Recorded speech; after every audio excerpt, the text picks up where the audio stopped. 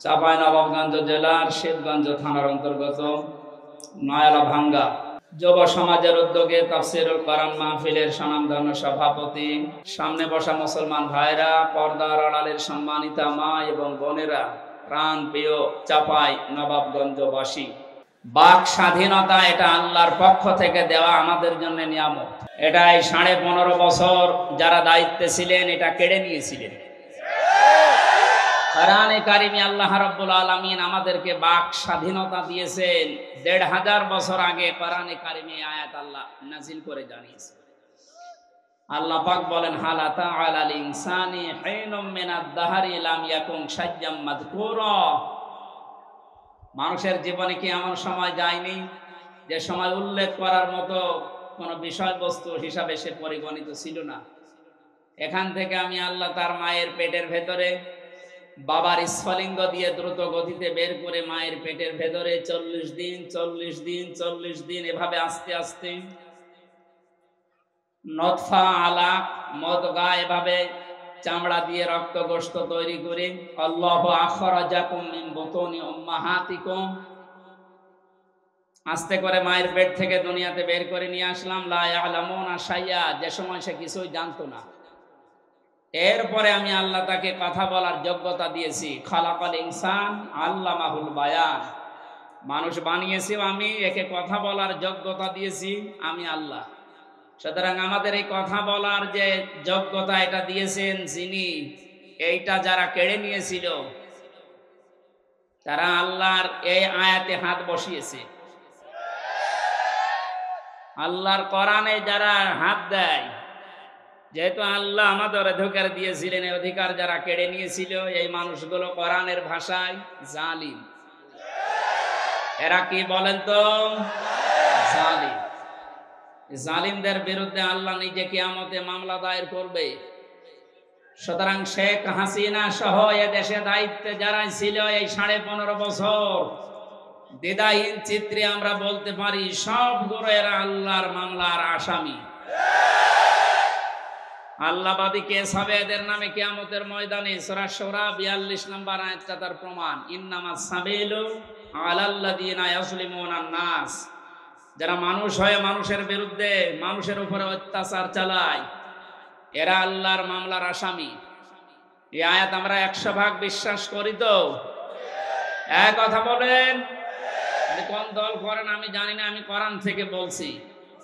হাসিনা সহ এ দেশে যারা দায়িত্বে ছিল এখনো অনেকে আছে এই জালেমদের পাঁচাটা গোলাম। এগুলো সব আল্লাহর মামলার আসামি। কোরআনে আছে, আম্মা মান সাকুলাত মাওয়াজিনুহু ফাউম্মুহু হাবিয়া ওয়া মা আদরাকা মা হিয়া নারুন হামিয়া। কিয়ামতে যাদের ওজনে আমলের পাল্লা, নেক আমলের পাল্লা যাদের হালকা হয়ে যাবে, এদের মা হবে, এদের আশ্রয়স্থল হবে হাবিয়া। এখানে মা শব্দটা উম্মুহু শব্দ কেন দিলেন? তাফসিরে মুফাসসির দিয়েছেন, মায়ের কোলে মানুষ পৃথিবীতে নিরাপদ থাকে বেশি। কথা বলেন না কেন? ওনাদের মা যখন বিদায় নিয়েছে, আমরা চাই ওনারা মায়ের কোলে যে নিরাপদে থাক। এতদিন মাকে টিকিয়ে রাখার জন্য যা করেছিলেন সবগুলো জুলুম। জালেম যেহেতু আল্লাহর মামলার আসামি, সুতরাং এই 56,000 বর্গ মাইলের ভেতরে আল্লাহর মামলার আসামিদেরকে আমরা রাখতে চাই না। কেন বলেন তো? সূরা আনআমের 44-45 নম্বর আয়াত। আগস্টের 5 তারিখের সাথে 1500 বছর পর কোরআনের আয়াত মিলে যাচ্ছে। আমি একটা উদাহরণ টানছি, এরপরে আমরা তাফসিরে যাব। এই কথা বলবেন না কি? আপনারা কি শুরু করবেন?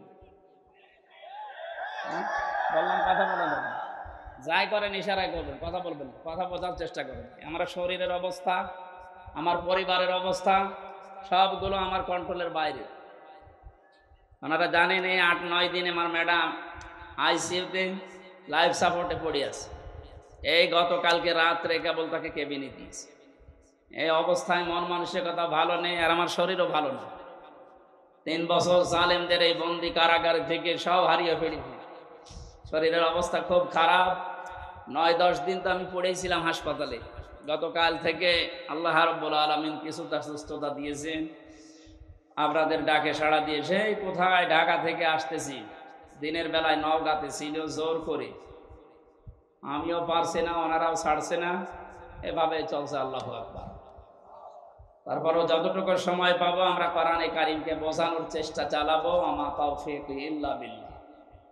খুব খেয়াল করে শোনে, সূরা নাম 44-45 নম্বর আয়াত।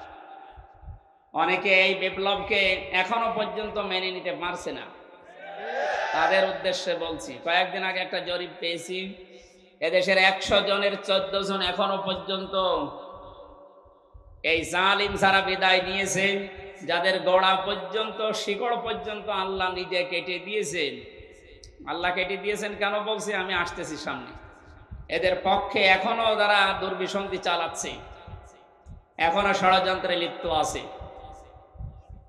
ডক্টর মোহাম্মদ ইউনূস সরকার গঠন করার পর 100 জনের প্রায় 65 জনের উপরে পরিবর্তন হয়ে গেছে অলরেডি, এখনো 35 জন বাকি আছে। আমরা চাই ইমিডিয়েটলি, খুব তাড়াতাড়ি এই 35টা জালেমও যেন না থাকে। কালকে ডিবি অফিসের যিনি দায়িত্ব পেয়েছেন মল্লিক ভাই, হারুন আঙ্কেলের এই জায়গায়, হারুন আঙ্কেল, ওনার পরিবর্তে যিনি এখন দায়িত্ব পেয়েছেন রেজাউল করিম মল্লিক ভাই, উনি কালকে সংবাদ সম্মেলনে জানিয়েছেন ডিবি অফিস এখন থেকে আর আয়না ঘর থাকবে না, এটা আর ভাতের হোটেল থাকবে না, এখানে কাউকে গুম করে রাখা হবে না। এরকম মানুষগুলোকে আমরা সব সেক্টরে বসাতে চাই। যেহেতু 100 জনের প্রায় 65 জন বসে পড়েছে, আর বাকি 35টা আছে, এগুলোর শিকড়ও আমরা কেটে দিতে চাই। ছাত্র আন্দোলনের যে 9 দফা ছিল তার ভেতরে এটা একটা, যে আমরা সংস্কার চাই। জামাত ইসলামের কেন্দ্রীয় আমির যিনি ডাক্তার শফিকুর রহমান কালকে প্রধান উপদেষ্টার সাথে বৈঠক করার পরে এটাই জানিয়েছে যে আমরা নির্বাচনের চাইতে সংস্কারে গুরুত্ব দিতে চাই বেশি। কারণ সংস্কার না হলে এভাবে যদি আবার নির্বাচন দিয়ে দেয়, ও আবার দিনের ভোট রাতে হয়ে যাবে। আমরা ওইটা চাই। খুব খেয়াল করে পথ চলা লাগবে। অতি ইসলাম দেখাতে গিয়ে বাইরের রাষ্ট্রগুলোর কাছে দেশকে অপমানিত এবং টার্গেটে ফেলবেন না। বিশেষ করে বিএনপির শ্রদ্ধাভাজন মহাসচিব, আমি নাম নিয়ে বলছি, মির্জা ফখরুল ইসলাম আলমগীর স্যার, উনি কয়েকদিন ধরে যে কথাগুলো বলছেন, টিআইবির মহাপরিচালক ডক্টর ইফতেখারুজ্জামান, এই লোকটা সহ যে কথাগুলো এই কয়েকদিনে বলছেন, আপনারা আশা করছি আপনাদের ভাষা পাল্টাবেন। কিছু হলে আলেমদের নামে, দেশে ইসলামপন্থীদের নামে মৌলবাদ ট্যাগ দিয়ে দিচ্ছে। আপনি কি জানেন এটা বাস্তবতা কি? এই মৌলবাদ ট্যাগ দিয়ে ইন্ডিয়া এবং ওদের দোসর যারা, তারা এই দেশের হাজার হাজার মানুষকে গুম করেছে। এই মৌলবাদ ট্যাগ দিয়ে হাজারো মানুষকে জেল খাটিয়েছে, হাজারো মানুষকে দুনিয়া থেকে বিদায় করে দিয়েছে। ওই শব্দটা আবার ওদের ফাঁদে পড়ে যদি আপনি এ দেশে বারবার বলতে থাকেন, লা তাজিদান্না আশাদ্দান নাসি আদাওয়াতাল লিল্লাযিনা আমানুল ইয়াহুদা ওয়াল্লাযিনা আশরাকু, সূরা মায়েদার 82 নম্বর আয়াত। আল্লাহ রাব্বুল আলামিন জানিয়েছেন, হে নবী, এই ছেলে, ইয়ার কি মারো তুমি?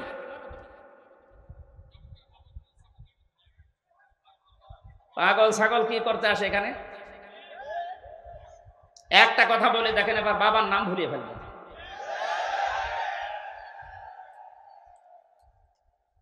হয় এখানে কথা শুনবেন, নাই বাড়ি চলে যাবেন। আপনার দ্বারা যদি ডিস্টার্ব হয় একেবারে শেষ করে ফেলবেন।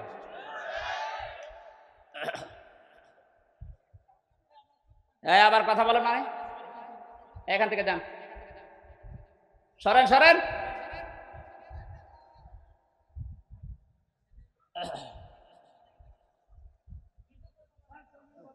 কোরআনে আল্লাহ 1500 বছর আগে ফতোয়া দিচ্ছেন, হে নবী, পৃথিবীতে মুসলমানদের জন্য জঘন্যতম শত্রু হিসাবে 2টা জাতি কাজ করবে, একটা ইহুদি আর একটা খ্রিস্টান। ইহুদিরা যে আমাদের শত্রু এটা তামাম দুনিয়ায় প্রমাণিত, ইসরায়েল। খ্রিস্টানরাও শত্রু। এ ঘোষণা কি আমি নিজে দিলাম না আল্লাহ দিয়েছেন?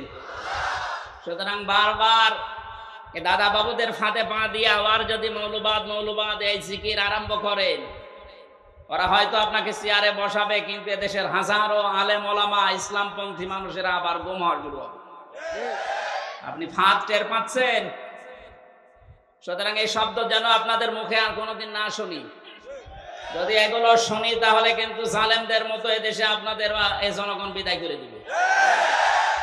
কাকে মৌলবাদ বলেন? মৌলবাদ না হলে দেশে আপনার মা বাবার বিয়ে হতো? আপনি তো জারজ হয়ে আসতেন। কোথায় হাত দিয়েছেন? আশা করছি এই শব্দ যেন এদেশে আর কেউ না বলে। এই ধোয়া তুলেই কিন্তু এই 15.5 বছর ওরা এই থালা বাজিয়ে ওরা আমাদের উপর অত্যাচার চালিয়েছে। এটা রেকর্ড হচ্ছে, সারা দেশে কালকে যাবে। সবাই সাবধান, সে যে দল করেন আপনি করেন, কিন্তু এই শব্দটা কোন ইসলামপন্থী আলেম ওলামাদের নামের আগে যদি আপনি ব্যবহার করেন, সত্যি কিন্তু আপনার খবর আছে। কালকে 151 জন আলেম এদেশে প্রথিতযশা আলেম যারা, সৈয়দ কামাল উদ্দিন জাফরি সহ আমার নামও আছে, 151 জন আলেম বিবৃতি দিয়েছে। পত্রিকা আপনারা দেখতে পাচ্ছেন। এই টিআইবির যিনি মহাপরিচালক এখন দায়িত্বে আছেন, এই লোকটাও জালেমদের দোসর ছিল, নয়তো এ কথা বললো কি করে? পাঠ্যপুস্তকে যে সমস্ত উল্টাপাল্টা জিনিসগুলো আপনারা ঢোকাতে চাচ্ছেন, এগুলো পরিবর্তনের জন্য যে কমিটি গঠন হয়েছে, এদের বিরুদ্ধে আলেমরা কথা বলেছিল। আপনি সমকামিতা ঢুকিয়ে দেবেন, যেটা আল্লাহর নিষিদ্ধ কাজ, আর 96% মুসলমানের দেশে আমরা শুধু খাবার খাবো আর মেনে নেব, এরকম পাগল এখন আমরা হই না। সুতরাং আমি আবার সাবধান বাণী উচ্চারণ করছি এদেশের 18 কোটি মুসলমানের পক্ষ থেকে, মৌলবাদের শব্দটা যেন এদেশে উচ্চারিত না হয়। আমরা সবাই মৌলবাদী, কারণ মৌল শব্দ না থাকলে আমরাই থাকি না। এটা এসেছে মূল থেকে। মূল আমাদের আল্লাহ, মূল আমাদের রাসূল। কথা বলেন না কেন? আল্লাহ রাসূল না থাকলে এদেশ থাকবে? সব বিদায় নিতে পারে, কিন্তু আল্লাহ রাসূলের বিধান এদেশে থাকবে ইনশাআল্লাহ।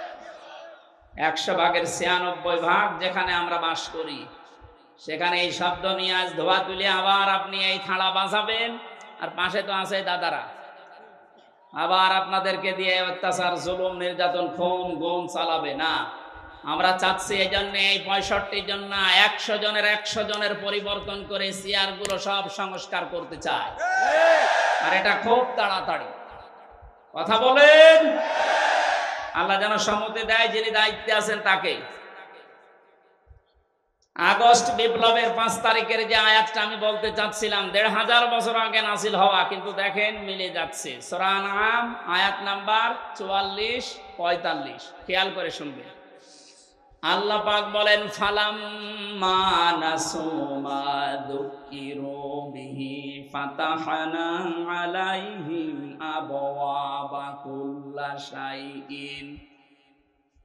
রব্বুল আলামিন বলেন, তাদেরকে আমি আমার নিদর্শনগুলো, আমার বিধিবিধানগুলো, আমার আয়াতগুলো তাদের কাছে গিয়েছিল, তারা পেয়েছিল, কিন্তু তারা ভুলে গিয়েছিল।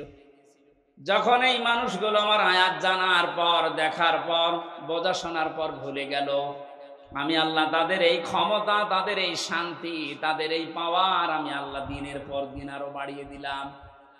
এর বাস্তবতা দেখেন। 2006 সালে 28 অক্টোবর লাঠি বৈঠা দিয়ে জীবিত মানুষকে রাজপথে পিটিয়ে যারা মেরে ফেলেছে, কিছুদিন পরেই তো তারা ক্ষমতা এসেছিল। কথা বলে না কেন? চিন্তা করলাম, আল্লাহ এত বড় অত্যাচার, এত বড় জুলুম মানুষ হয়ে মানুষে পৃথিবীতে করে বলে আমার মনে হয় না। জীবিত মানুষকে পিটিয়ে মারার পর তার লাশের উপরে নাচ দিয়েছে, নৃত্য করেছে, ড্যান্স দিয়েছে, এটা পৃথিবীতে নেই, এ বাংলাদেশে হয়েছে। আবার সিরাজগঞ্জ থেকে অনুষ্ঠান শেষ করে যাচ্ছিলাম কুষ্টিয়ায়, বাসের পেছনে, তখন বাসে চলাফেরা করতাম, রাস্তার একেবারে মাঝখানে একটা কুকুর মরে পড়ে আছে। ড্রাইভার সাহেব দেখলাম আর পিঠের উপরে চালিয়ে না দিয়ে বাম দিয়ে চালিয়ে দিল। ড্রাইভারকে বললাম, ভাই আপনি এরকম বাম দিয়ে চালালেন কেন?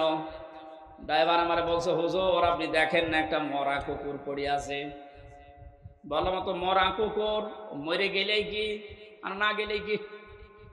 আমার দিকে তাকিয়ে ড্রাইভার বলছে, হুজুর আপনি কি আসলে হুজুর? আপনি কেমন হুজুর? আপনি দেখছেন যে একটা মরা কুকুর পড়ে আছে, এরপর আমি ডবল করে আবার মারবো, আমার বিবেক নেই? হ্যাঁ, এই কথা শোনার জন্য আমি ছিলাম। একটা মরা কুকুর, নিকৃষ্ট জীব এই পৃথিবীতে যে দুইটা, একটা শুকুর একটা কুকুর, এরকম নিকৃষ্ট জীব মরে পড়ে আছে, তারপরও আপনি গাড়ি তার উপরে দিয়ে চালিয়ে দিলেন না, তার বিবেক বাধা দিচ্ছে। অথচ দেশে অনেক মানুষ এমন আমরা পেয়েছি, জীবিত মানুষ মারার পরে লাশের উপরে ড্যান্স দিয়েছে। এদেরকে আপনি কি হিসাবে মানুষ বলেন? ড্রাইভার বলছে, হুজুর আমি জাতিতে কিন্তু মুসলমান না, আমি একটা হিন্দু মানুষ। আমি জানি এ কথা যা বললেন ও মানুষগুলো আসলে মানুষ না, ওগুলো জানোয়ার। জানোয়ারের চাইতো খারাপ, কারণ একটা জানোয়ারের লাশের উপরে ড্যান্স দিয়েছে। আমি পৃথিবীর কোনো বইতে পড়িও নাই, শুনিও নাই, দেখিও নাই। বাংলাদেশ এটা মানুষ হয়ে মানুষের উপরে করেছে, আমরা দেখেছি। এত বড় জুলুম, এত বড় নৃশংস কাজ করার পরেও দেখলাম আল্লাহ তাদেরকে ক্ষমতায় দিল নাকি? সেভাবেই হোক দিয়েছে। 9 সালে আসার পরে 5 বছর চলে গেল, মনে করলাম আল্লাহ 13 সাল পর্যন্ত মনে হয় ওদের আর যাবে না, শেষ করে দেবে। কিন্তু দেখলাম না, আল্লাহ শেষ করে নাই, আরো 5 বছর টিকে গেল। 18 সাল। কত? 18 সালে মনে করলাম না, যা করেছে এতদিন এ আর বাঁচার কথা না, এ শেষ হয়ে যাবে এবার। কিন্তু দেখলাম না, ওরা আবার টিকে গেল। 15 বছর পার হয়েছে। কেন জানেন?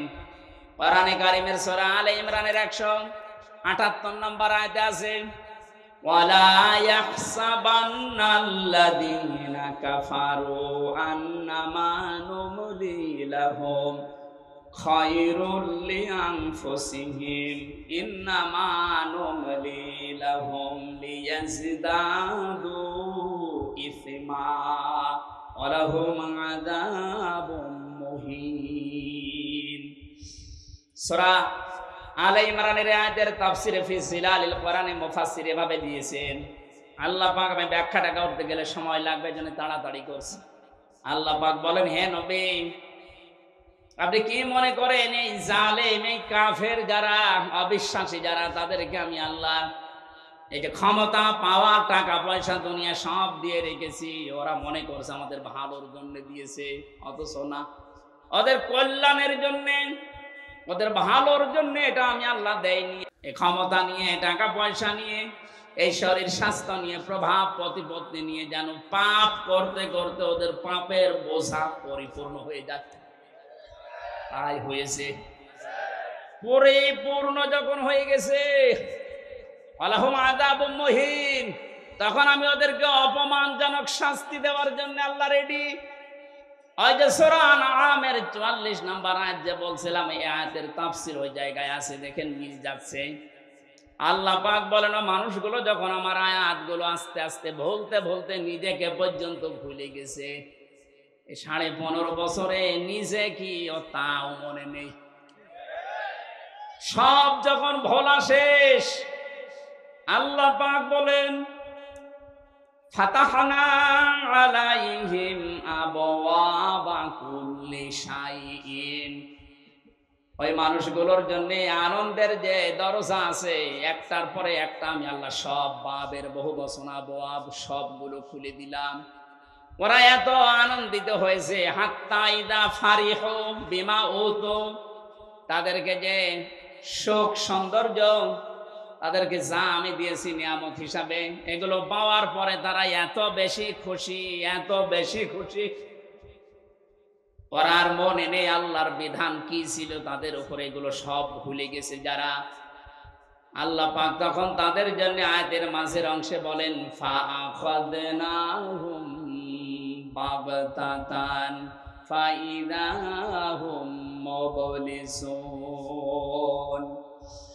অতঃপর আমি আল্লাহ তাদেরকে পাকড়াও করলাম আকস্মিক ভাবে তাদেরকে আমি ধরলাম, বাগতাতান, তারা নিরাশ হয়ে পড়েছে।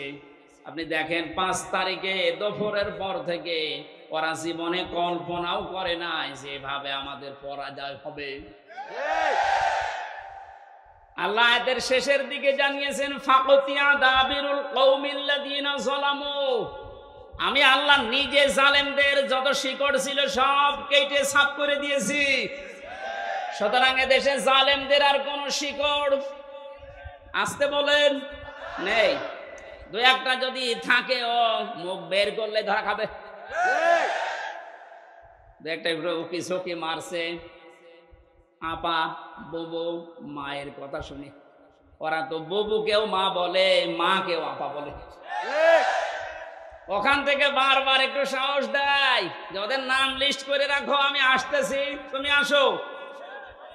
বলে আমি চট করে ঢুকে পড়বো, চট করে ঢুকবেন আর ফট করে আয়না ঘরে ঢুকিয়ে দেবে। আমরা তো বেশি করছি না, যা করেছেন আমরা তাই করবো। কথা বলেন না কেন? এই জন্য জালেমদের এই শিকড় পর্যন্ত 5 তারিখে আল্লাহ তুলে দিয়েছে। না তো দরবেশের মতো মানুষ দাড়ি কেটে নম হয়ে গেছে। বাংলাদেশের শ্রেষ্ঠ ধনী তালিকায় ওর নাম ছিল। 36,000 কোটি টাকা মারিং কাটিং করেছে। আর সে পালিয়ে যাচ্ছে কি করে দেখেছেন? শিকড় যদি থাকতো তো ওটা ধরে থাকতে পারতো না, শিকড়ই নেই। দাড়ি পর্যন্ত কেটে ফেলেছে নবীর সুন্নাতকে। তাহলে বোঝা যাচ্ছে ওদের ওই 72 রাকাত নামাজ, তাহাজ্জুদের নামাজ বলে 72 রাকাত পড়তো। আরে ভাই, তাহাজ্জুদের নামাজ তো 8 রাকাত থেকে 12 রাকাত।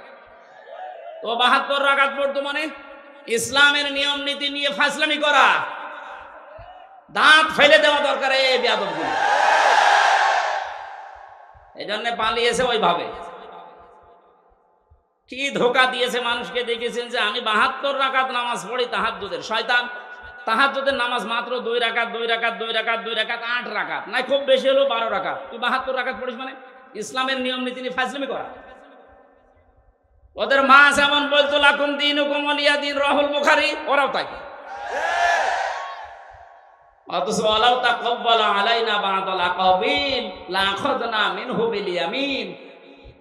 সূরা হাক্কাতের 44, 45, 46 নাম্বার আয়াতে আল্লাহ জানিয়েছেন, আমার কোরআনের ভেতরে কোনো কথা যদি নবী পর্যন্ত বলে যে এটা আল্লাহ বলেছে, অথচ আমি বলি নাই, ওই কথা যদি নবী নিজের কথা কোরআন বলে চালিয়ে দেয়, আমি নবীর নিজে, আমি আল্লাহর নবীর, আমি আল্লাহর নিজে আমার নবীর ডান হাত চেপে ধরতাম না। এটা ঠিক হয় লা আখাজ না, এখানে ফাইল আল্লাহ নিজে। আমাদের সিলেবাস ভক্ত আলেম যারা আমরা আছি এটা ভুল করি অনেকে। আমার মনে হয় এই অনুবাদটা পাল্টানো দরকার।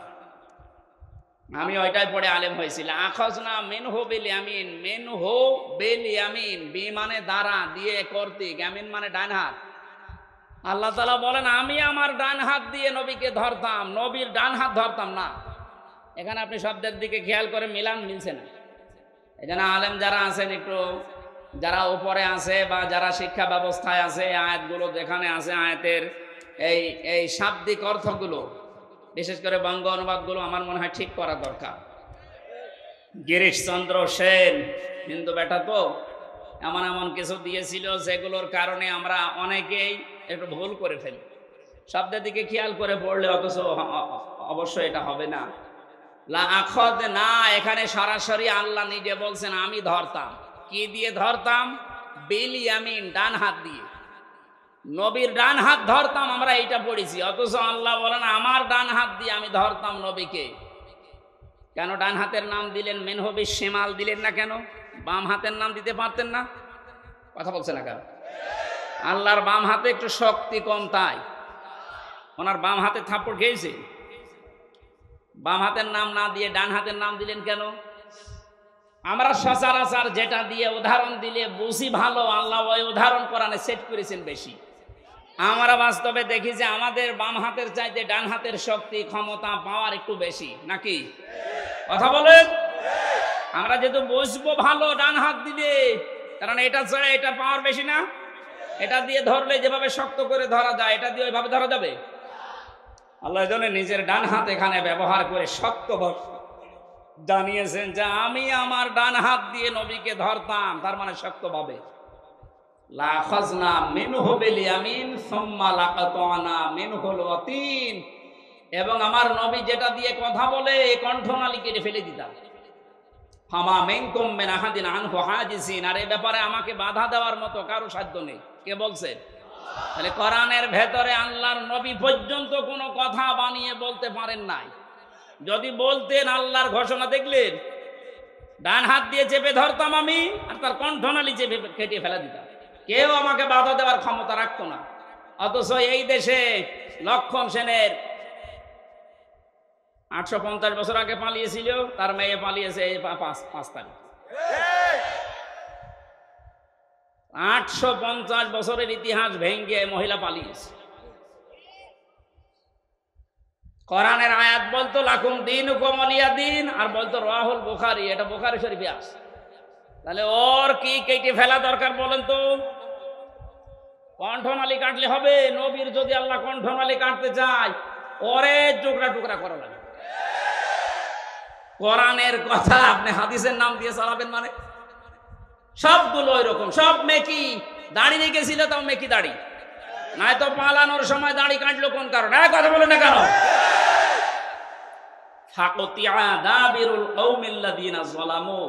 জালেমদের শিকড় আমি আল্লাহ কেটে দিয়েছি, একেবারে মূলোৎপাটন করে ফেলেছে। এই জন্য আয়াতের শেষে আল্লাহ বলেন আলহামদুলিল্লাহি রাব্বিল আলামিন, প্রশংসা সব আমি আল্লাহর জন্য। সুতরাং এই দেশে এখন থেকে কিয়ামত পর্যন্ত যারাই আসো, প্রশংসা আল্লাহ বাদে কোনো বাবার কোনো স্বামীর আর হবে না ইনশাআল্লাহ। আমরা আল্লাহর জন্য প্রশংসায় নত হয়ে বলছি আলহামদুলিল্লাহ। দরুদ আর সালাম পড়ছি নবী মুহাম্মদ রাসূলুল্লাহ সাল্লাল্লাহু আলাইহি ওয়াসাল্লামের প্রতি। আজকের তেলাওয়াত কিন্তু আয়াত আপনাদের সবারই প্রায় মুখস্থ আছে, সূরা লাহাব। কোন সূরা? নবীজির যে 10 জন চাচা ছিল, নবীজির বাবা মিলে 11 জন। 10টা চাচার ভেতরে 2 জন আমরা জানি মুসলমান হয়ে তারা জান্নাতি, হযরত আব্বাস, হযরত হামজা। আজ বৈষম্য বিরোধী ছাত্র আন্দোলনে 152 জনের 108 জন ইসলামী ছাত্র শিবিরের নেতা কর্মী। এইটা দেখার পরে অনেক মুনাফিক এবং আলেম নামে জালেম, ওই যে বাতিলের 5টা গোলাম যারা ছিল, যারা কেন্দ্রীয় মসজিদে ইমামতি জোর করে নেওয়ার জন্য জুতা খেয়েছে। কি নির্লজ্জ! জুতা খাওয়ার পরে বলছে যত জুতা আমারে মেরেছে একটা আমার গায়ে লাগেনি। কত বড় শয়তান! শয়তান ওর কথা শোনে আর বলে আল্লাহ তুমি আমারে শয়তান বানিয়েছে। ওর বাবা কিন্তু ভালো ছিল, মাওলানা শামসুল হক ফরিদপুরি রহমতুল্লাহ আলাইহি।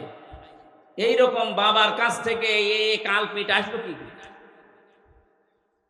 কওমি মাদ্রাসার হাজার হাজার আলেম, আমি আলেমদেরকে জেলখানায় পেয়েছি। 76 জন তো আমার সাথে ছিল। মাওলানা মামুনুল হক, মাওলানা শাকাওয়াত হোসেন রাজি, খালিদ সাইফুল্লাহ আইয়ুবী, জনায়েদ আল হাবিব ভাই সহ যতগুলো আলেম পেয়েছি, সব এই রুহুল আমিনের নামে বদদুয়া করে বলে আমাদের সম্মান মান সব শেষ করে দিয়েছে। এরকম একটা বিশ্ব বিখ্যাত জালেমকে সে কওমি জননী নাম দিয়েছে। আবার দাঁড়িয়েছে নৌকা মার্কা নিয়ে। ও যদি কুকুর মার্কা নিয়ে দাঁড়াতো তাও পাস করত। নৌকা মার্কা নিয়ে মানুষ দাঁড়ায়, এটা ঘৃণিত হয়ে গেছে। মার্কাটা এখন ঘৃণিত। এখন অবস্থা যায় এই দেশে কেউ যদি বলে যে আমি নৌকার লোক, ওরা পিটিয়ে মেরে ফেলবে মানুষ। 15.5 বছরে যেমন ইসলাম পন্থী আমি এ কথা বলার ক্ষমতা আমাদের ছিল না, আল্লাহ পুরাটা উঠিয়ে দিয়েছে। বলেন এ কাজটা করেছে খালি ছাত্র আর ছাত্রী ভাইরা না, এ কাজটা করেছে সরাসরি আল্লাহ নিজে। সূরা আনআম 44 নম্বর আয়াত তার প্রমাণ। ফালাম্মা নাসু মা যুকিরু বিহি, যখন তারা আমার জিকির, আমার আলোচনা, আমার আয়াতগুলো ভুলে যায়, তখন তাদের শান্তি বৃদ্ধি করে দেয়। এমন বৃদ্ধি করেছিল আল্লাহর কোরআনে পর্যন্ত ভুল হতো। রিমান্ডে আমি যে অফিসারগুলো পেয়েছিলাম মুসলমান নামে, খুব সুন্দর সুন্দর নাম, আব্দুল মান্নান, আসাদুজ্জামান, শেখ ইমরান হোসেন, জাহিদ হাসান, আতিকুল ইসলাম ভইয়া, নাম সুন্দর না? রিমান্ডে আমারে মাঠের নিচে নিয়ে বলতো আল্লাহর এই জায়গায় ভুল হয়েছে। আল্লাহ তো এমনি ধরেনি, শেষ পর্যন্ত ধরেছে এই কারণে। এখন পরিচয় দেওয়া দূরের কথা, খালি মাঝে মাঝে বলে হুজুর দোয়া করেন। কি দোয়া করব? আপনি যা করেছেন দোয়া বের হয়, দোয়া চাবেন না, দোয়ার পরিবর্তে কিন্তু বদদোয়া বের হবে। এজন্য আমার মনে হচ্ছে আগস্টের 5 তারিখে আল্লাহ যেটা করেছে এটা শুধু ছাত্র ছাত্রীরা করে না, আল্লাহ নিজে করেছে। কথা বলেন। আল্লাহর এই নিয়ামতের শুকরিয়া আমরা আদায় করব, দাম দেব এই নিয়ামতের ইনশাআল্লাহ। নিয়ামতের শুকরিয়া আদায়ের মাধ্যম আমি এর আগে বহুবার বলেছি। কয়টা বলেন তো? 3টা। 1 নম্বরে আপনাকে বলতে হবে যেটা নিয়ামত। এই যে বাক স্বাধীনতা আমাদের ছিল না, আমরা যে ফিরে পেলাম, এটা যে নিয়ামত না? হ্যাঁ, নিয়ামত আমাদের। আমরা এই দেশে 100 জনের 58 জন এখন চাচ্ছে এদেশে ইসলাম কায়েম হোক এদের কাছে। বাকি 28 জন এরা শুধু থালা নেওয়ার ধান্দায় আছে, আমি নাম নিলাম না। আর বাকি 14 জন এখন ওই যে জালেমদের দোসর আছে, ওরা কিন্তু এটা নিয়ামত মনে করে না, ওরা গজব মনে করে। কি হয়ে গেল? আল্লাহ যে ফায়দা হোম মোবিলিজেশন দিয়েছেন। মোবিলিজেশন মানে হতাশ হয়ে যাও, হঠাৎ করে নিরাশ হয়ে পড়লে যে কি হয়ে গেল। আমার তো মনে হয় 1500 বছর আগে করার না, এখন দেখে দেখে আল্লাহ নাজিল করছে। যে কথা বলতেছিলাম, আমরা নিয়ামতের শুকরিয়া আদায়ের প্রথম মাধ্যম আমরা স্বীকার করছি এদেশের 100 জনের অন্তত 58 জন যে হ্যাঁ এ বিষয় আল্লাহর নিয়ামত। এটা কি? 2 নম্বরে আমাদের অন্তরের ভেতরে একটা শান্তি লাগবে, এটা আমাদের লাগে। এই লাগে না? এই বিজয় পাওয়ার পরে এখনো শান্তি পাচ্ছেন না কারা? হাত তোলেন তো। যাক আলহামদুলিল্লাহ, নিয়ামত যে এটা আমরা বুঝতে পারছি। 3 নাম্বার কি? 3 নাম্বার হচ্ছে যে উদ্দেশ্যে আল্লাহ এই নিয়ামত দিয়েছেন, এই নিয়ামতকে ওই জায়গা মতো পৌঁছিয়ে দেওয়া। বাক স্বাধীনতা ছিল না, আল্লাহর বিধান প্রকাশ্যে আমরা মানতে পারতাম না। বলেন হ্যাঁ, নামাজ পড়তাম। কিসের নামাজ পড়তেন আপনি? 10 জন মানুষ নামাজের পরে যেটা তো করেন, একটু বসেন ভাই, কথা বলবেন না, কথা বলেন বন্ধ করেন। 10 জন মানুষ নামাজে যেটা পড়ে, নামাজের ওই পঠিত বিষয় যদি নামাজের পরে 10 জন মিলে একটু আলোচনা করতো, বলতো গোপন পরামর্শ করছে। এই কথা বলেন, এই অবস্থা ছিল না, এখন আছে ওইটা। 10 জন না 10,000 মানুষ নিয়ে নামাজে যা পড়েছেন ওইটা ব্যাখ্যা করেন, কেউ কিছু বলবে না, আরো যারা বাধা দেয় তারা এসে বসে পড়বে। এই যে এই বাস্তবতাটা আমরা তৈরি করতে চাই। ডক্টর মোহাম্মদ ইউনূস গত পরশুদিন ঘোষণা দিয়েছেন ইসলাম অনুযায়ী দেশ চলবে, আলহামদুলিল্লাহ। আমরা চাই তার এই কথাটা যেন ঠিক থাকে। ক্ষমতায় দিয়ে আসে আসুক, না আসে না আসুক, ওটা দেখার দরকার নেই। আমরা চাই ইসলাম দিয়ে দেশ চলবে। কারণ 53 বছর বহু খেল দেখেছি, এই খেলা আমরা আর দেখতে চাই না। দেখতে চাই এ দেশ আল্লাহর কালাম দিয়ে চলছে। কথা বলেন, কারা চান মনে প্রাণে এই নিয়ামতকে দেখি? লিল্লাহে তাকবীর।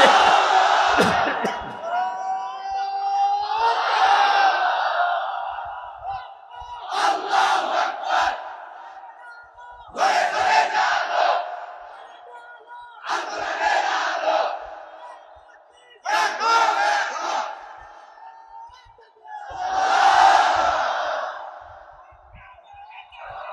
আলহামদুলিল্লাহ। আমরা নিয়ামত শুকরিয়া আদায় কিভাবে করে? আয়াতটা পাবেন সূরা ইব্রাহিমের 7 নম্বর আয়াতে।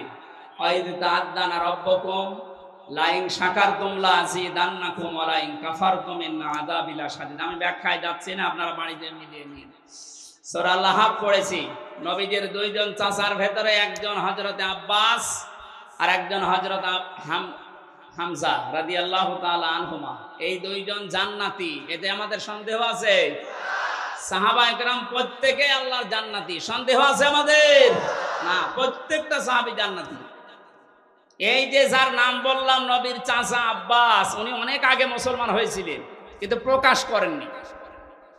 আজ এই সমন্বয়কদের 108 জনের, সব 152 জনের 108 জন শিবিরের, এখানে অনেক জালেম নামে আলেম, আলেম নামে জালেম, আর যারা মুনাফিক, আমি নাম নিলাম না, এরা এখন উচ্চবাচ্য করছে। বিশেষ করে কিছু রাম আর বামরা পরিচয় গোপন করে তারা এই কাজ করলো, এরা মুনাফিক। আরে শয়তান, হযরতে আব্বাস নিজে পরিচয় গোপন করে আবু জেহেলের সাথে ছিলেন, এমনকি নবীর বিরুদ্ধে পর্যন্ত বদরের ময়দানে যুদ্ধ করতে গেছে আবু জেহেলের সাথে, অথচ তখনও তিনি মুসলমান। তার পুরা জীবনী পড়ে দেখেন।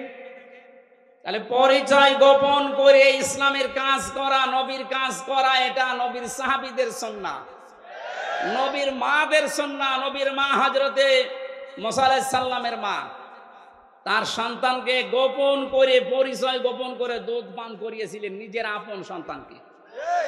এটা কোনোদিন শোনেননি? হযরতে ইব্রাহিমকে নিজের মা পরিচয় গোপন করে লালন পালন করেছিলেন। এক কথা বলে না কেন? এরকম একটা দুইটা না, হাজার হাজার ঘটনা ইতিহাসে আছে। সুতরাং ইসলামী ছাত্র শিবিরের যে ভাইরা, সাদিক কায়েম ভাই সহ যারা, এসএম ফরাদ সহ যারা পরিচয় গোপন করে জালেমদের সাথে মিশে ওদের গোড়া কেটে দিয়েছে, এদের সংবর্ধনা দেওয়া দরকার।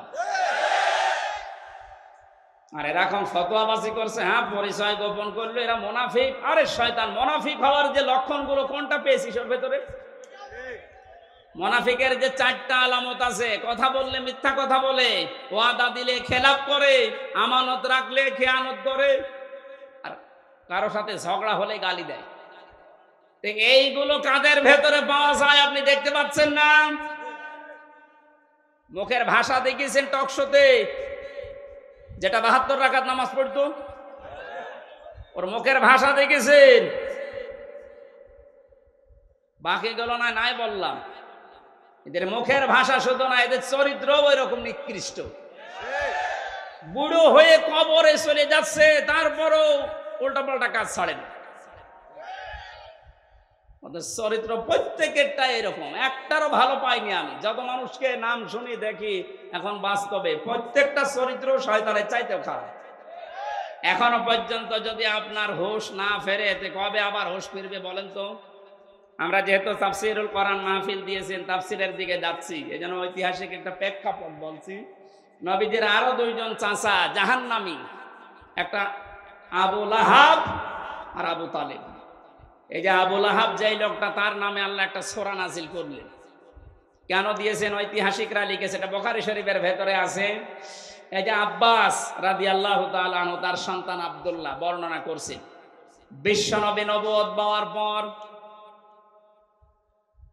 হেরা গুহা থেকে যখন হযরতে খাদিজাতুল কুবরার কাছে এসে বললেন, ইয়া খাদিজা জাম্মিলুনি জাম্মিলুনি, আমাকে ঢেকে দাও, আমি আমার নিজের জীবনের উপরে আশঙ্কা করছি, ভয় পাচ্ছি, আমার জীবন সম্পর্কে আমি ভীত সন্তুষ্ট, আমি ভয় পেয়েছি। এই দেখেছিলাম, এক পা আকাশে এক পা জমিনে, বিশাল এক ফেরেশতা আমার কাছে এসেছিল। হযরতে খাদিজাতুল কুবরা ওই দিন নবীজিকে 6টা সান্ত্বনা দিয়েছিলেন। এখানে মা বোন যারা এসেছেন খুব খেয়াল করে মিলাবেন। হযরতে খাদিজাতুল কুবরা ওই দিন ডাক দিয়ে বলেছেন, আবুল কাসেম, ভয় পাবেন না আপনি। কাল্লা, কখনোই না। আল্লাহি মা ইউখজিকাল্লাহু আবাদান, আল্লাহ কখনো আপনাকে অপমান, অপদস্থ, ভয় দেখাতে পারে না, আপনাকে লাঞ্ছিত করতে আল্লাহ পারে না। কে বলছেন এই কথা? স্ত্রী। কে বলছেন? বলেন বলেন।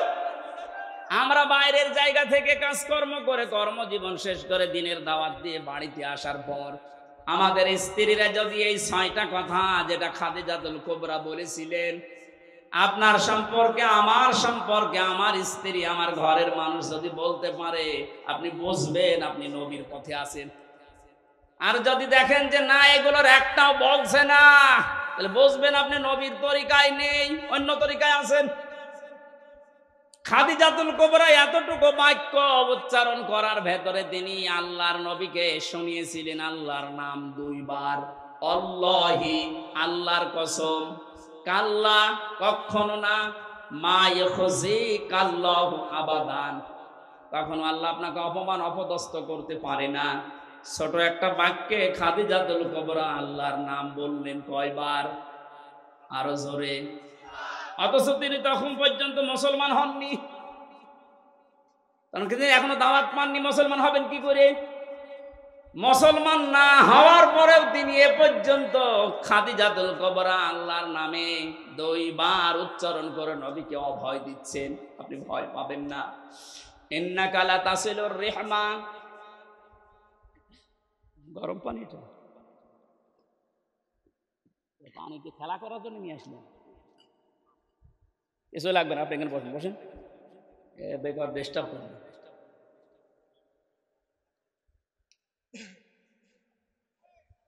এদিকে আছে আপনাদের মনোযোগ।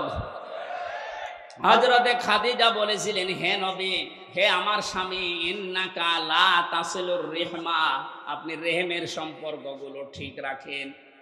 তার মানে এই যে আত্মীয়তার সম্পর্কগুলো আপনি ঠিক রাখেন, এটা এত বড় গুরুত্বপূর্ণ একটা বিষয়। আজকে আমরা বাংলাদেশে অনেকের ভেতরে এই আচরণটা পাচ্ছি না। ধর্ম বাবা পাতিয়েছে রাজশাহীতে, বছরে 3 বার করে যায় সেখানে, অথচ নিজের আপন বোন গরিব, সেখানে বছরে 1 বারও যায় না। আর এটা যায় না তার কারণ আছে, অন্যতম বাধা হচ্ছে এই লোকটার স্ত্রী। এই কথা বলছে না কেন? এমন অনেক বউ আছে নিজের ননদকে, নিজের দেবরেরকে যদি স্বামী সাহায্য করে তাহলে তার মন পাওয়া যায় না। অথচ ধর্ম আত্মীয় পাতিয়েছে সে শিবগঞ্জে, সেখানে আপনি 5 বার বউ নিয়ে যান, ও আনন্দে আছে, ও খুশি আছে। সম্মানিত মা বোন যারা এসেছেন, আপনি কি মনে করেন শুধু নামাজ পড়া, রোজা করা আর কালো বোরকা পরা ইবাদত না? আপনি যদি মনে করেন যে আপনার স্বামীর হায়াত আরো বেড়ে যাক, বেশি দিন আমার স্বামী দুনিয়ায় বেঁচে থাক, আমার স্বামীর মান সম্মান, টাকা পয়সা, ইজ্জত আবরু আরো বেড়ে যাক, নবীজি বলেন ওই স্ত্রীর উচিত সে যেন তার স্বামীকে বারবার তাকিদ দেয়, তুমি যাই করো অন্তত এর রেহেমের সম্পর্কগুলো ঠিক রাখো। আত্মীয়তার সম্পর্ক যেগুলো আছে রক্তের, এইগুলো তুমি ঠিক রাখো। এরকম বউ আছে কার ঘরে বলেন তো, হাত তোলেন। ঠিক আছে, তাও তো 3-4 জন আছে। আমি হাসির জন্য বলি না, হাজার হাজার মানুষের ভেতরে মাত্র 3-4 জন। বাকিগুলোর অবস্থা কোন জায়গায় আছে এখন বলেন? খুব ঝামেলায় আছি আমরা নাকি? সম্মানিতা মা বোনেরা, এটা যে ইবাদত আপনি অনেকে জানেই না। আপনার স্বামীত্বের সম্পর্ক আছে, তার বোন, তার ভাই, তার চাচা, ফুফু, তার মা বাবা, এগুলোর সাথে যেন সম্পর্ক ঠিক রাখে আপনি তাকিদ দেবেন। এটাও আপনার নামাজের মতো সওয়াব হবে। আর যদি এগুলো কাট করার জন্য চেষ্টা চালান, আপনার নামাজ রোজাও কাট হয়ে যাবে। কথা বলেন। নবীজির স্ত্রী বলছে আপনি ভয় পাবেন না, কারণ যারা রক্তের সম্পর্ক ঠিক রাখে তাদেরকে কেউ ভয় দেখাতে পারে না। আর আমরা ভয় পাই কারণ আমাদের রক্তের সম্পর্কগুলো ঠিক নেই। 2 নম্বরে স্ত্রী বলছেন তাহমিলুল কাল্লা, হে আমার স্বামী, কখনো আপনাকে আল্লাহ অপমান করতে পারে না, আপনাকে অপদস্থ করতে পারে না, কারণ আপনি মানুষের বোঝা বহন করেন। বাস্তবতার দিকে তাকান, হাদিসের এদিকে তাকান।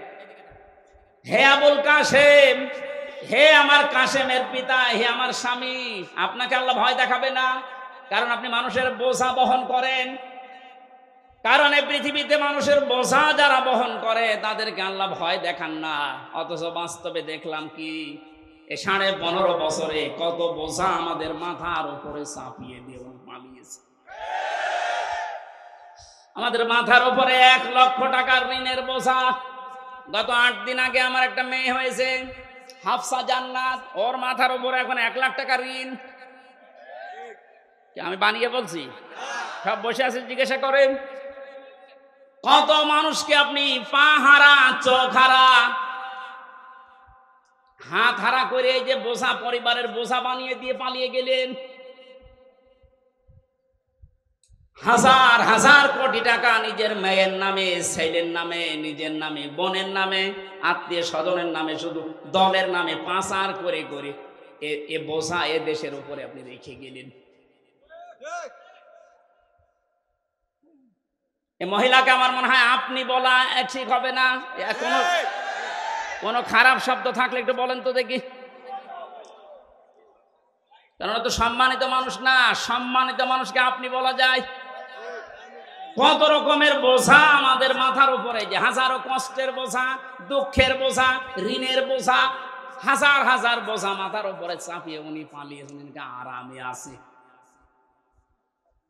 আপনি নবীর আদর্শে মানেন নাই। নবীর আদর্শ হচ্ছে পৃথিবীতে মানুষের বোঝা বহন করা, হালকা করে দেওয়া, আর আপনি আরো বোঝা দিয়ে গেলেন। আপনি নবীর উম্মত না। কি বলতে চাইলাম আপনি না বুঝলেও এরা বুঝেছে। সুতরাং যারা মানুষের বোঝা আরো ভারী করে দেন, হালকা না করে বোঝা আরো ভারী করেন, আরো বেশি করে দেন বোঝা। এই যে 3টা বছর আমার জেলে রেখে কত রকমের বোঝা আমার উপরে চাপিয়ে দিয়েছিলেন, আমার পরিবারের উপরে, আমার মা বাবার উপরে, আমার সন্তানের উপরে কত বোঝা চাপিয়েছিলেন। তারা খেয়ে না খেয়ে 3টা বছর পার করেছে। কি কারণে? কোনো কারণ নেই, এমনি। কি কারণে বলেন তো? এমনি না, না, কোনো কারণ নেই। কয়েকদিন আগে আমার মামলা খারিজ হয়ে গেছে সব, বিচারপতি কর্তৃক, আদালত কর্তৃক এটা প্রমাণিত যে আমার কোনো দোষ পাইনি, আমি নির্দোষ। সুতরাং নির্দোষ মানুষকে আপনি 3টা বছর জেলে রেখে যে বোঝা দিলেন, এখন তো আপনি আরামে আছেন। আমিও চাই আমার মতো 3 বছর আপনি জেলে থাকেন। আর ব্যারিস্টার আরমানকে গুম করেছিলেন, তার জন্য 8 বছর। 8 আর 3 কত হয়? আমান আজমিকে 8 বছর, কত হয়? 19 বছর আগে থাকবেন মাটির নিচে, এরপরে আপনি চট করে ঢুকে পড়বেন। হাজারো মানুষের মাথার উপরে দুঃখের বোঝা, কষ্টের বোঝা, ঋণের বোঝা সব চাপিয়ে উনি এখন আরামে আছেন। নবীর উম্মত। কিসের উম্মত? 14 বার হজ করলেও পট্টি মাথায় দিয়ে তসবিহ হাতে নিয়ে, এটা নবীর উম্মতের বাইরে। নবীর উম্মতের বাইরে যারা, ওটা হয় কাফের, না অন্য কিছু। একটা কথা যদি কেউ ভুল প্রমাণ করতে পারে বলেন এ পর্যন্ত। নবীর উম্মত আপনি কোনটা দিয়ে বলবেন? নবীর কাজ ছিল মানুষের বোঝা হালকা করে দেওয়া, আর ওদের কাজে 15.5 বছরে হাজারো মানুষের পরিবারে শুধু বোঝাই দিয়ে গেছে। একটা মানুষকে জেলে দেওয়া মানে তার পুরা পরিবারটা বোঝা বহন করা। নিজেরা খেতে পারে না, জেলখানায় টাকা পাঠানো লাগে 10,000 20,000 করে। তাও 2 দিন 5 দিন 10 দিন পরে ছেড়ে দিলে তো হয় 3 বছর 5 বছর 10 বছর। আপনি কত রকমের বোঝা দিয়ে গেলেন। এই যে 2880 জন এখন হাসপাতালে বেডে কাতরাচ্ছে, এই মানুষগুলোর কারো পা নেই, হাত নেই, ঠ্যাং নেই, কারো অন্ডকোষ উঠে গেছে। এগুলো এই বোঝা এখন বহন করবে কে? যারা শহীদ হয়েছে 1077 জন, সেগুলো তো বাদ দিলাম, তা তো গেছে। যেগুলোকে এই যে বোঝা এখন পরিবারের জন্য, এগুলো কে টানবে বলেন তো? আপনি নবীর উম্মত দাবি করেন, নবীর কাজ ছিল বোঝা আরো হালকা করে দেওয়া, বোঝা বহন করা। আর আপনি বোঝাগুলো সব দিয়ে, ঋণের বোঝা দিয়ে গেছে, কোটি কোটি টাকা পাচার করে এখন এই দেশের প্রত্যেকটা মানুষের উপরে 1 লক্ষ টাকা করে ঋণ মাথা পিছু। ডক্টর মোহাম্মদ ইউনূস উদ্যোগ নিয়ে যে দেশ থেকে যত টাকা পাচার হয়েছে সব টাকা ফেরত নেওয়া হবে, রাষ্ট্রীয় কোষাগারে জমা হবে, এবং যারা টাকা দিতে পারবে না তার বউ ছেলে মেয়ে রাষ্ট্রের কাজে লাগবে, কোনো ছাড় নেই। এ বোঝা আমরা বহন করবো কি করে? তারপরও আমেরিকাতে এই অনুষ্ঠানে গিয়ে উনি যে ডলারগুলো নিয়ে এসেছেন, এভাবে যদি আনতে পারেন দেশটা দাঁড়াবে। এত ঋণ, এত বোঝা বহন করা সম্ভব? ও তো আরামে আছে, বোনকে নিয়ে খাচ্ছে আর ঘুমাচ্ছে, আর মাঝে মাঝে বলছে আমি চট করে আসতেছি। স্ত্রী 3 নম্বরে বলেছিলেন, হে আবুল কাসেম, কাসেমের পিতা, তাহমিলুল তাকসিবুল মাদুমা, আপনি মানুষের বস্ত্র, যাদের বস্ত্র নেই তাদের বস্ত্রের ব্যবস্থা করেন, যারা উলঙ্গ অর্ধ উলঙ্গ তাদেরকে আপনি ঢেকে দেন। আর আপনি কি করলেন? এই 15.5 বছরে কত মানুষের পোশাক আপনি খুলে নিয়েছেন। পোশাক মানে শুধু এই পোশাক না, হাজার হাজার আলেমদের চরিত্রের উপরে কলঙ্ক দিয়ে তাদের পোশাক খুলে নিয়েছে। এ মাওলানা মামুনুল হককে জেনার তহমত দিয়ে তার নিজের স্ত্রী, আমি 3 বছর লোকটার সাথে ছিলাম, আপনার চাইতে আল্লাহর ভয় তার ভেতরে কম নেই যে সে জেনা করবে। আপনার নিজের সারা জীবন একটু মিলান তো, জেনায় ভরপুর। আপনার হাতের জেনা, মুখের জেনা, চোখের জেনা, বাকি জেনার নাম নাই বললাম। আর আলেমদের উপরে এটা চাপিয়ে তার পোশাক খুলে নিয়েছে। মানুষের কাছে প্রমাণ করতে চেয়েছে যে চরিত্র ভালো না। কোরআনের পাখি বিশ্বনন্দিত মুফাসসিরকেও তারা দেব নাম দিয়েছে যে ধর্ষক। শয়তানি বিশ্বাস করবে? রিমান্ডে আমারে ওরা আল্লামা সাইদি এবং আর একটা মহিলার কণ্ঠ এক জায়গায় করে শোনাতো, দেখেন আপনার হুজুররা কি চরিত্র খারাপ। ওরে শয়তান, নিজেদের চরিত্র ওরা আলেমদের উপরে চাপিয়ে, এই যে ছোট হুজুর যেটা ছিল রফিকুল ইসলাম মাদানী, ওরা পুরা উলঙ্গ করে হাতের ছিলে, ওর হাতের উপরে একটা দিয়েছে সিগারেট, আর আবার ধলঙ্গ একটা মেয়ে লোক নিয়ে ছবি তুলে বলেছে এটা ছেড়ে দেবো। দেখেন কত চরিত্র ওদের কোন জায়গায় পৌঁছে। আল্লাহর নবী আরো মানুষের পোশাক পরিয়ে দিত, আর এরা পোশাক খুলে নিচ্ছে। হাজার হাজার মানুষের চরিত্রের পোশাক, গায়ের পোশাক পর্যন্ত খুলে খুলে এই 15.5 বছর আনন্দ করিস। এরা নবীর উম্মত না, কারণ এটা নবীর আদর্শ না। কথা বলেন। আপনি মেহমানদারি করেন, অতিথি পরায়ণ, আজ তাকান সারা দেশের দিকে। নবীর এই আদর্শগুলো যারা ধারণ করে তাদের হাতে আমরা দেশটা দিতে চাই। জামাতের কেন্দ্রীয় আমির ডাক্তার শফিকুর রহমান নিজের পরিবার ওইরকম না, তারপরও এই শহীদদের পরিবারে 2 লক্ষ করে টাকা পৌঁছিয়ে দিচ্ছে সারা দেশে। যার পোশাক নেই তাকে ঢেকে দেওয়ার জন্য চেষ্টা চালাচ্ছে। যারা অঙ্গহানি তার বাড়িতে গিয়ে হাসপাতালে যে খোঁজ নিচ্ছে, এ মানুষগুলোর চরিত্র তো রসুলের সাথে মিলে যাচ্ছে। কথা বলেন।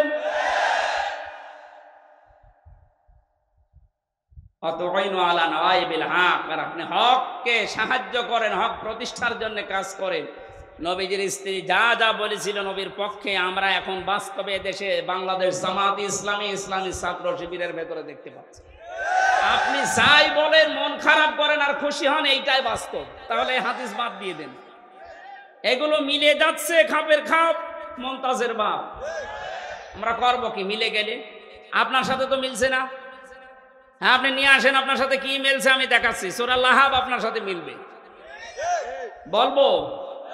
সুতরাং নবীর হাদিসের সাথে যাদের জীবন চরিত্র মিলে যাচ্ছে তাদেরকে একটু দিয়ে দেখা যায় না যে কেমন চলে দেশটা। 53 বছর তো দেখেছি। ডাক্তার শফিকুর রহমান ঘোষণা দিয়েছে 15 বছর লাগবে না, মাত্র 10 বছর আমাদের হাতে দেন, চাঁদাবাজ এ নাম বাংলাদেশে থাকবে না। একটু বিশ্বাস হয় না আপনাদের? একটু দিয়ে দেখেন না কেন? কত মানুষের নাম তো শুনলাম আমরা, কেউ পারে নাই, আরো চাঁদাবাজি করেছে। 5 তারিখের বিকাল আসতে দেরি, আগস্টের অনেকে চাঁদাবাজিতে লিখে পড়েছিল, এখনো হাতে থালা পায়নি। তাই যদি অবস্থা হয়, থালা পেলেও তো বড় চাঁদাবাজ হবে। সুতরাং আমরা চাই এমন মানুষকে দিতে যিনি ঘোষণা অলরেডি দিয়ে দিয়েছে, যদি ইসলাম এদেশে ক্ষমতায় আসে আমাদেরকে যদি আপনারা দেন, আমরা জাতির শাসক হব না, খাদেম হব। চাঁদাবাজ না, ভিক্ষা করে খাবেন, চাঁদাবাজি করবেন না, ঘোষণা দিয়েছেন উনি কালকে। এক কথা বলে না কেন? একটাবার একটু দেওয়া যায় না? আমরা দিতে চাই। আমি সাধারণ মানুষ হিসাবে আহ্বান জানাচ্ছি, এবার আমরা দিতে চাই। কথা বলেন।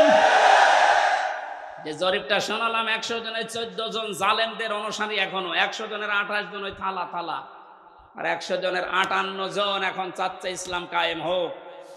এটা মাত্র এই 1.5 মাসের ব্যবধানে। আরেক কিছুদিন যেতে দেন, 100 জনের 100 জনই চাইবে এদেশে ইসলাম কায়েম।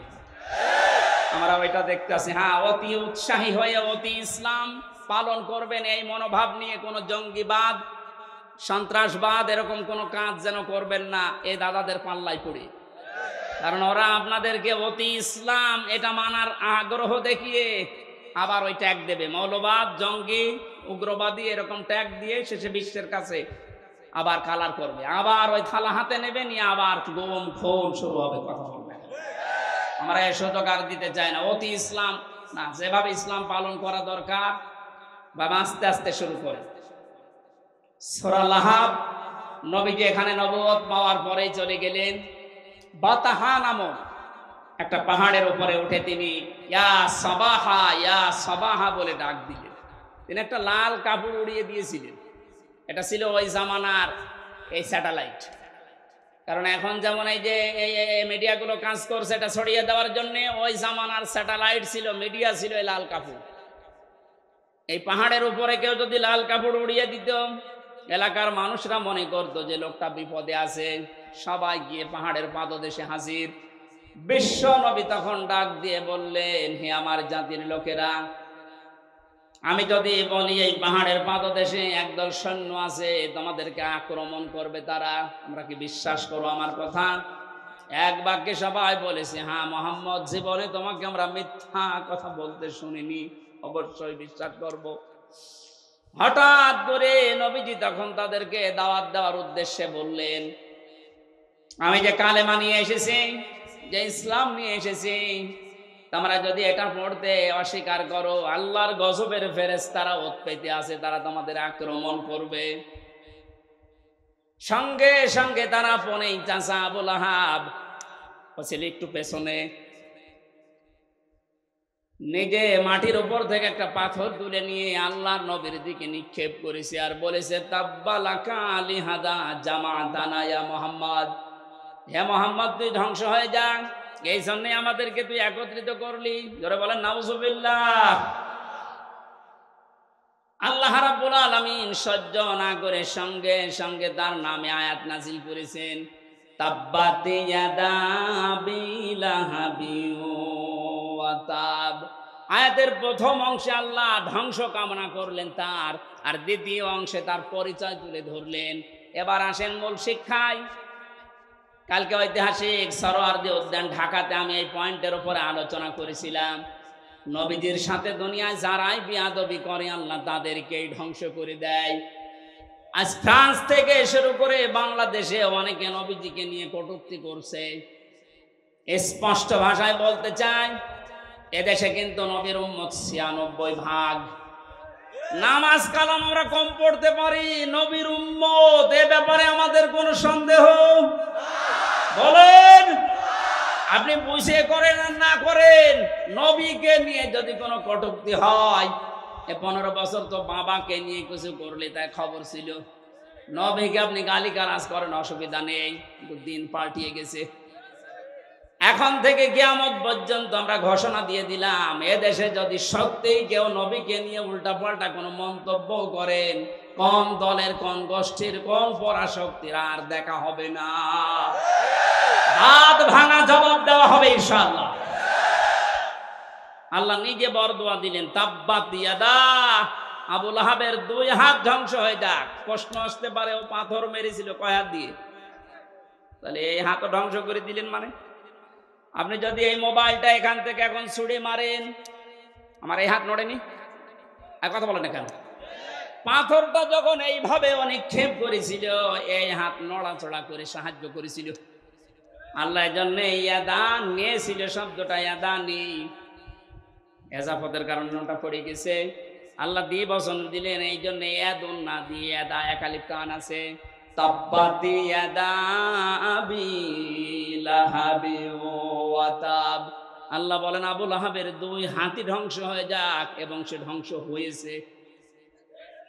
জবাব হচ্ছে এই, যেহেতু এই হাত নড়াচড়া দিয়েছে, আজ বাংলাদেশে পাঠ্য পুস্তকে যে কমিটি বানানো হয়েছে, এখানে মুসলমানদের আলেম এদেশে কম আছে, 5 জন আলেমকে নিতে পারেন না। এই কথা বলে না কেন? নাস্তিক মুরতাদদের দায়িত্ব দিয়ে ওরা সমকামিতা ঢোকাতে আছে, পুরুষে পুরুষে নাকি বিয়ে করবে, মহিলা মহিলায় বিয়ে করবে। আল্লাহর পুরা সিস্টেম পাল্টিয়ে ফেলছে। কোন জাতি কোন সৃষ্টি যদি তার নিজের আকৃতি পাল্টিয়ে ফেলে, তাকে মেরে ফেললেও কোনো গুনাহ নেই। এটা আমি বানিয়ে বললাম, সূরা নিসার ভেতরে আছে, কোন সৃষ্টি যদি তার নিজের আকৃতি পাল্টিয়ে ফেলে। এই জন্যই তো নবীজি আয়াতের ব্যাখ্যায় আছে, বিশ্ব নবী জানিয়েছেন, কোন মহিলা যদি পুরুষের সাজসজ্জ গ্রহণ করে, তার উপরে 24 ঘন্টা আল্লাহর লানত। কোন মহিলা কোন নারী যদি নিজের আকৃতি পাল্টিয়ে পুরুষের বেশ ধরে, কোন পুরুষ যদি নিজের আকৃতি পাল্টিয়ে মহিলার বেশ ধরে, আজ সিনেমা নভেল নাটক যারা বানাচ্ছেন, নারীর বেশ পুরুষে ধরছে, পুরুষের বেশ নারী ধরছেন, ধরেন, আমরা নিষেধ করছেন। আপনার জাহান্নামে যেতে চান, আরো দরকার পাশায় লাফতি দিয়ে দেব, কোনো অসুবিধা নেই। কিন্তু সাবধান, আজ এই সমস্ত নভেল নাটক এই বানিয়ে অনেক রাসূলের দাড়ি লাগিয়েছে, রসুলের টুপি মাথায় দিয়েছে, জুব্বা গায়ে দিয়ে, প্রেম প্রীতি এগুলো দেখাচ্ছে। আমরা এটা সামনে আর মেনে নেব না। বিশ্ব নবীর আদর্শ দিয়ে কলঙ্কিত করে সিনেমা মানাবেন, এটা দেশের মুসলমানেরা অনেকে বোঝে না, তাই কিছু বলে না। বুঝে যদি ফেলে আপনার কিন্তু খবর হয়ে যাবে। সুতরাং আগামীতে এরকম সিনেমা আমরা বন্ধ করতে চাই, এরকম নভেল, নাটক, থিয়েটার আমরা বন্ধ করতে চাই যেখানে রসুলের দাড়ি, তার টুপি, তার জুব্বাকে অপমান করা হচ্ছে। এগুলো দিয়ে একটা বেপরদা মহিলার সাথে প্রেম প্রীতি করবে আর ওগুলো দেখাবে মানুষকে। এটা যেহেতু বিভিন্ন ভাষায় ড্রাবিং হবে, সারা পৃথিবীতে যাবে, মানুষ বুঝবে যে মুসলমানদের নবীর চরিত্র মনে হয় এরকম ছিল। নবীর চরিত্র কি এরকম ছিল? বিশ্বনবী মসজিদে নামাজ পড়তে যাওয়ার সময় একটা বেপরদা মহিলা সামনে পড়েছিল, সঙ্গে সঙ্গে নিজের দৃষ্টিকে নিম্নগামী কমে বাড়িতে আসলেন, হযরতে হাফসাকে ডাক দিলেন। হযরতে হাফসাকে ডাক দিয়ে মন মতো দেখলেন। হযরতে হাফসা বলেন, হে রাসূল, আপনি তো মসজিদে যাচ্ছিলেন, হঠাৎ এসে আমাকে দেখা আরম্ভ করলেন। নবীজি বললেন, দেখো, মসজিদে